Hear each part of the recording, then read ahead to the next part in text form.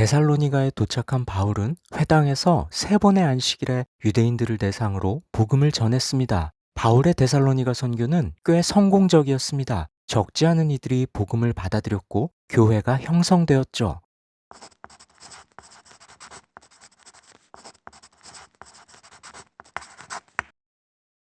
하지만 그 교회는 유대인들의 공격과 핍박을 받게 됩니다. 유대인들의 위협 때문에 바울은 부득이 데살로니가를 떠나 베레아로 피신할 수밖에 없었죠. 아마도 바울은 성도들에게 상황을 충분히 설명할 기회조차 없이 다급하게 교회를 떠났을 겁니다. 성도들 간에 이런 의문이 일어날 수도 있었죠. 왜 바울은 우리를 쉽게 버리고 떠났는가? 복음을 전해놓고 자신들만 살겠다고 갔는가? 급하게 성도들을 떠날 수밖에 없던 바울의 심경이 편지에 담겨 있습니다. 어쩔 수 없이 잠시 몸이 떠난 것일 뿐 마음은 그렇지 않았습니다. 게다가 바울은 왜 다시 우리에게 돌아오지 않는가라는 예상 질문에 대해 답합니다. 다시 돌아가려고 여러 번 힘썼지만 사탄의 방해로 실현되지 못했습니다. 바울을 데살로니가에서 쫓아낸 유대인들은 바울이 급히 떠난 것을 문제 삼아 바울에 대해 중상모략했던 것으로 보입니다.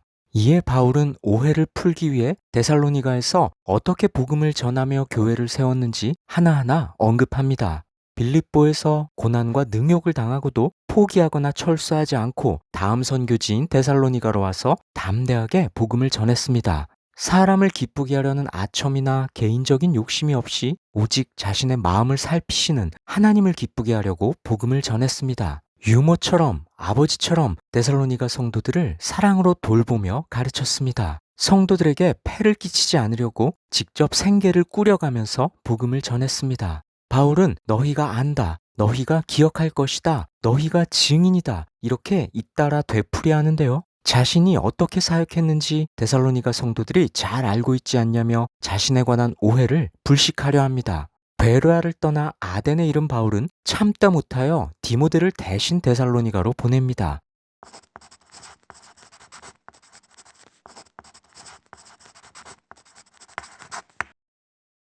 바울은 디모데를 대신 보내서 성도들의 상태를 확인하고 위로하며 그들의 믿음을 격려하려 했습니다. 디모데는 좋은 소식을 가지고 돌아왔죠. 데살로니가 성도들은 믿음을 잃지 않고 사랑의 삶을 포기하지 않고 있었습니다. 궁핍과 환난 가운데 있었던 바울은 이 소식을 듣자 이제 살겠다며 안도의 한숨을 쉬었고요. 자신을 향한 성도들의 애정이 여전함을 확인하고서는 위로를 받습니다.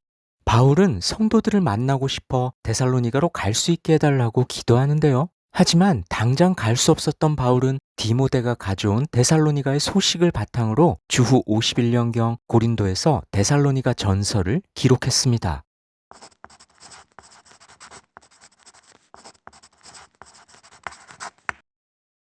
바울은 우선 데살로니가 성도들을 생각할 때마다 쉬지 않고 하나님께 감사하다고 말합니다. 데살로니가 성도들은 바울이 전한 말씀을 사람의 말이 아닌 하나님의 말씀으로 받았고 그 말씀이 성도들 속에서 운동을 일으키고 변화를 만들어내고 있었기 때문이죠. 과연 그 말씀이 일으킨 결과란 무엇이었을까요?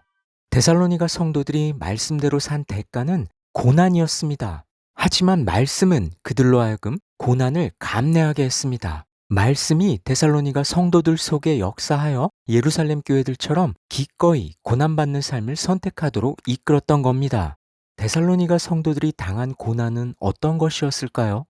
데살로니가가 로마에 바치는 세금을 면제받고 자치특권을 계속해서 보장받으려면 로마와 좋은 관계를 유지할 필요가 있었습니다. 이를 위해 데살로니가는 로마 황제 숭배를 정책적 차원에서 지원하고 있었죠. 그런데 데살로니가 성도들은 우상, 다시 말해 황제 숭배를 거부했습니다. 황제 숭배를 거부함으로써 도시의 안녕을 위협하는 데살로니가 성도들이 따돌림을 당하고 박해를 당하는 건 불가피했습니다. 적대적인 사회에서 경제적으로 손해를 보고 명예가 실추되기도 했죠. 그런데요, 바울은 오히려 데살로니가 성도들이 이방인들과 구별된 삶을 살기를 요구합니다. 당시 데살로니가에는 여느 항구 도시와 마찬가지로 성적인 방종과 음란한 문화가 만연했습니다. 문란한 이교 문화에 물들어 있던 데살로니가 성도들에게 바울은 그런 삶을 청산하고 하나님이 정하신 질서를 따르라고 단호하게 명령합니다. 그러면서 데살로니가 성도들을 향한 하나님의 뜻이 무엇인지를 상기시킵니다.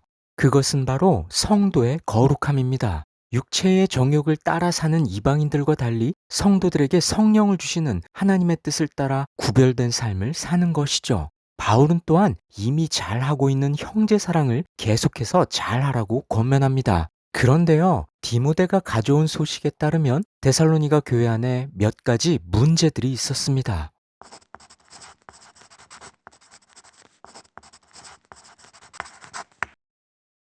데살로니가 성도들 중에는 먼저 죽은 성도들이 예수님이 재림하실 때 주실 종말의 복에 참여하지 못할까봐 염려하는 이들이 있었습니다. 이미 죽은 자들은 예수님이 재림하셔도 직접 만날 수가 없다고 생각했기 때문이죠. 바울은 이에 대해 설명해 줍니다. 주께서 재림하실 때 죽은 성도들도 주께서 부활하셨던 것처럼 부활할 겁니다. 주께서 호령과 천사장의 소리와 하나님의 나팔로 친히 하늘에서 강림하실 때 죽은 성도들이 살아날 겁니다. 그래서 살아있는 성도들보다 먼저 주님을 뵐 겁니다. 하나님은 죽은 성도와 살아있는 성도 모두를 하늘로 끌어올려 예수님을 영접하게 하실 겁니다. 그리고 하늘나라에서 영원히 살게 하실 겁니다. 바울은 이렇게 먼저 죽은 성도가 하나님의 보호와 영생의 복을 누리는데 예외가 되지 않음을 확신시킵니다. 이 소망으로 슬퍼하는 이들을 위로하라고 권면하죠. 이 밖에도 바울은 교회 공동체에 필요한 몇 가지 덕목을 권면합니다. 바울이 없는 동안 성도들 중에서 수고하면서 그들을 이끌었던 이들을 지도자로 인정하고 귀하게 여기라고 합니다. 고난과 핍박을 겪을지라도 항상 기뻐하고 정기적인 기도 시간을 지키고 어떤 일이든 감사하는 마음으로 받아들이라고 합니다. 성령의 은사들에 대해서 무조건 부정하지는 말라고 합니다. 교회의 유익을 위해 주신 은사들을 멸시하지 말되 검증해 보라는 것이죠. 검증을 통해 좋은 것을 취하고 악한 것이라면 고민할 것 없이 멀리하라고 합니다. 그런데 데살로니가 교회에 일어나고 있는 가장 큰 문제는 바로 그리스도의 재림에 관한 오해였습니다.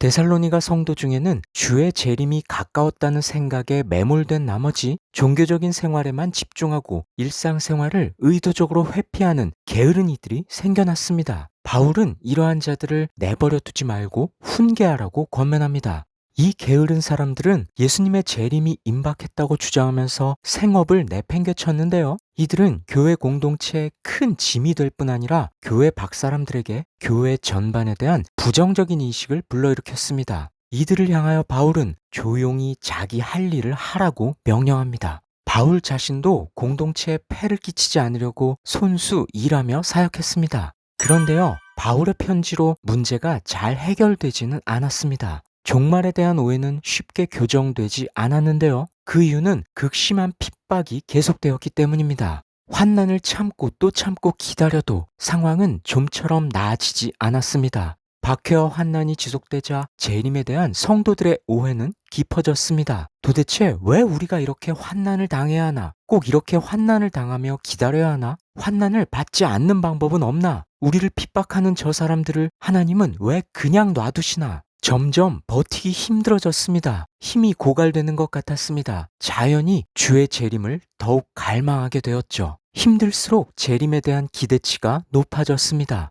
그런데요, 재림이 빨리 이루어졌으면 좋겠다는 바람은 새로운 오해를 낳기 시작했습니다. 예수께서 이미 재림하셨다고 주장하는 사람들이 생겨났죠. 바울은 이런 헛소문을 몰아내고 교회를 지키기 위해서 두 번째 편지를 보냅니다.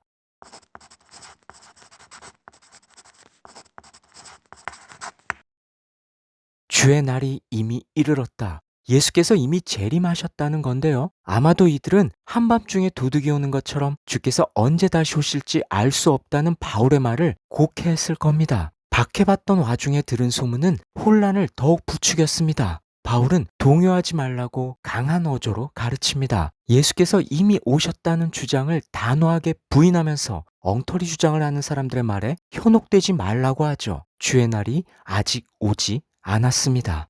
주의 날이 오기 전에 성도들은 배교할 것이고 자신을 하나님이라고 주장하는 악한 자가 나타날 텐데 아직 그런 일이 일어나지는 않았기 때문이죠. 그러니 엉터리 헛소문들에 휩쓸리지 말고 바울이 이전부터 가르쳐왔던 내용을 잘 붙들라고 권면합니다.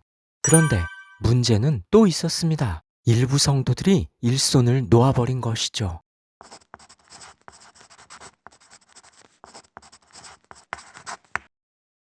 환난으로 힘들던 차에 주의 날이 이르렀다는 말이 들려옵니다. 이제 세상은 끝나니 일할 필요가 없겠구나. 어차피 끝날 것 마음대로 살아도 되지 않은가. 이런 무분별한 생각들이 교회 안에서 생겨났습니다. 몇몇 성도들은 주님을 기다리겠다면서 일하기를 거부했습니다. 일하지 않는 자들은 성도들이 십시일반으로 모은 구제헌금을 악용하면서 무위도식했습니다. 그래놓고는 남는 시간에 교회에서 문제만 일으켰죠. 이런 자들을 향해서 바울은 조용히 일해서 자기가 먹을 것을 자기가 벌어서 먹으라, 이렇게 엄중히 명합니다. 일에 관해 바울은 모범을 보인 바 있습니다. 경제적 후원을 요구할 권리가 있었지만 성도들에게 폐를 끼치지 않으려고 스스로 권리를 포기했던 것이죠. 사실 바울은 첫 번째 편지에서 이미 같은 경고를 한 적이 있는데요. 2번이나 꾸중을 듣고도 일하기를 거부하는 사람들, 바울의 권면을 따르지 않는 자들을 멀리하라고 명령합니다.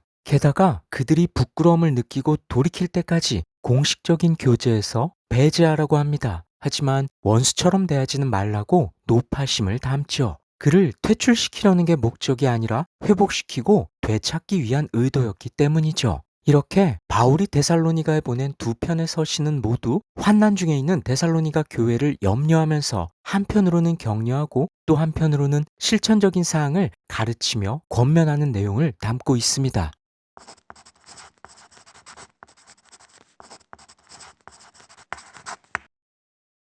데살로니가 성도들은 박해를 당하면서도 시련을 잘 견디어냈습니다. 이방인들과는 구별된 삶 때문에 데살로니가 성도들에게는 핍박의 아픔이 대가로 주어졌지만 그들이 받는 고난은 하나님 나라를 위한 고난이었습니다. 데살로니가 성도들이 세상 속에서 받는 핍박은 그들이 세상에 속하지 않았음을 증명해 주었죠. 바울은 이들을 격려하면서 장차 하나님이 내리실 공의로운 심판에 대해 설명하죠. 하나님 나라를 위해 받는 고난은 하나님 나라의 백성임을 증명하는 표시일 뿐 아니라 장차 얻게 될 하나님 나라의 영광을 보장해 주기도 합니다. 예수님이 재림하실 때 하나님 나라를 위해 환난을 받아온 성도들에게 하나님께서는 안식과 영광으로 갚아주시고 하나님과 복음을 거부하며 성도에게 고통을 준 자들에게는 환난과 형벌로 갚으십니다. 이렇게 공의로 심판하실 하나님이 계시니 믿음으로 인내하라고 바울은 권면합니다. 죄악으로 물든 세상에서 성도의 환난과 핍박이 불가피함을 인정한다면 악인의 형통을 부러워하지 않을 수 있습니다. 하나님께서는 박해를 통해 성도의 신앙이 자라게 하시고 하나님 나라에 합당한 자로 연단하십니다. 그런 점에서 박해는 곧 하나님의 베푸시는 은혜의 또 다른 모습일 겁니다. 예수님과 함께 받을 영광을 기대한다면 복음 때문에 겪는 고난을 회피해서는 안 됩니다. 하나님의 공의로운 보응을 믿는다면, 하나님의 갚아주심을 믿는다면 뒤로 물러서지 말고 인내해야 합니다. 공의로우신 하나님을 신뢰하며 부활의 소망을 품고 사는 자라면 복음을 위해 살다가 고난을 겪더라도 항상 기뻐하며 쉬지 말고 기도하며 범사에 감사할 수 있습니다. 지금의 인생은 잠시 거쳐가는 것이기 때문이죠. 밤에 속한 세상 사람들은 자거나 취해 있습니다. 낮에 속한 사람이라면 가슴에는 믿음과 사랑의 호심경을, 머리에는 구원의 소망의 투구를 쓰고 영적 전쟁터에서 싸워 나갈 겁니다. 그런 자에게 그리스도께서는 최후 승리를 약속하셨고 마지막 심판의 진노에서 건져주실 구원자가 되어주시기 때문입니다. 2000년 전 데살로니가 성도들을 향한 바울의 편지는 오늘날 우리를 향해 하나님의 부르심에 합당한 삶을 살 것을 촉구하고 있습니다.